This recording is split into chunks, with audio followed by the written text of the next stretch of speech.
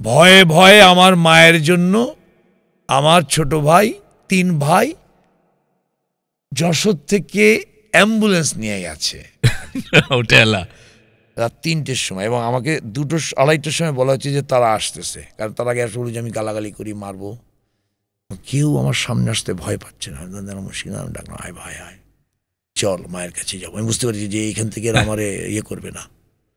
এই তখন আমি বললাম, তাহলে আমার একটা ইয়ে দে, রিল্যাক্সিং টাইপের কিছু দে, আমার ব্রেন টেন সব জেগে আছে। এই আমি রিল্যাক্সিং খাইলাম, গ্যাসের ট্যাবলেট খেয়ে পান খাইলাম, লুঙ্গি পরা, আমার ওই যে ডেথ সিটে, ওই ডেথ সিটে শোয়াই দিল।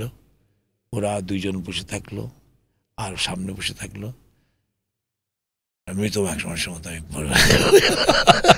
অ্যাম্বুলেন্সে উঠে যশোর চলে গেলেন বাড়িতে।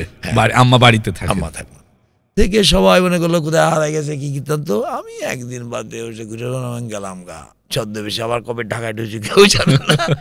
আমি আমার মতো আছি, খাচ্ছি দাচ্ছি। তবে আমার একটা জিনিস ভালো লাগছে ভাই, মানুষের ভালোবাসা পেয়েছি। ভালো আছেন তো ভাই? এই যে মানুষের একটা অভিনেতার প্রতি যে ভালোবাসা, আমি জানি না কে কিভাবে অ্যাচিভ করে, আমি অনেকভাবে পেয়েছি। এটা আমার জন্য আসলে অনেক পাওয়া, বড় পাওয়া। এই পাওয়া খুব কম মানুষে পায়, খুব কম মানুষের। সৌভাগ্য একেবারেই।